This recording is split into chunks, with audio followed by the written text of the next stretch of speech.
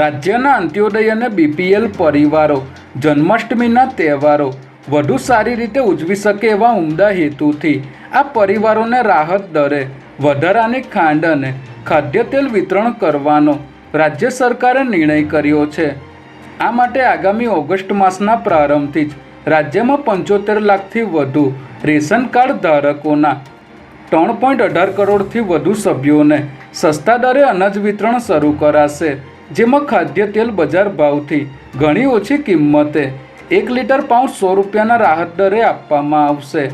આ ઉપરાંત બીપીએલ અને અંત્યોદય કુટુંબોને મળવાપાત્ર જથ્થા ઉપરાંત વધારાની 1 કિલો ખાંડ રાહત દરે વિતરણ કરવામાં આવશે।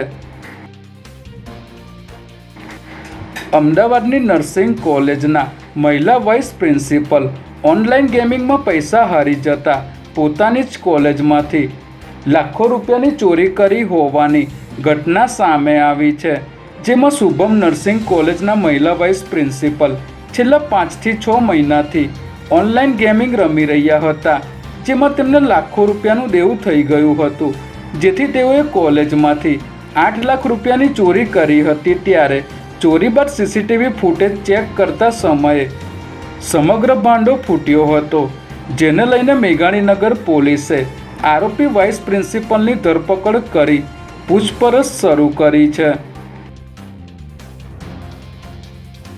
અમદાવાદના લો ગાર્ડન વિસ્તારમાં આવેલી સમર્થ સ્કૂલમાંથી ધોરણ 10માં અભ્યાસ કરતી 2 વિદ્યાર્થીનીઓ ગુમ થઈ જતા શહેરમાં ચકચાર મચી ગઈ છે। આ બંને વિદ્યાર્થીનીઓ ગઈકાલે સવારે શાળાએ ગઈ હતી, પરંતુ ત્યારબાદ તે અચાનક ગુમ થઈ ગઈ હતી। શાળાની પ્રાથમિક તપાસમાં સામે આવ્યું છે કે બંને વિદ્યાર્થીનીઓ સ્કૂલ પરિસરમાં આવી હતી, પરંતુ વર્ગખંડમાં તેમની હાજરી નોંધાઈ ન હતી। ત્યારે વાલીઓએ તાત્કાલિક એલિસ બ્રિજ પોલીસ સ્ટેશનમાં ફરિયાદ નોંધાવતા પોલીસે અપહરણનો ગુનો દાખલ કરી સીસીટીવી ફૂટેજના આધારે સઘન તપાસ શરૂ કરી છે।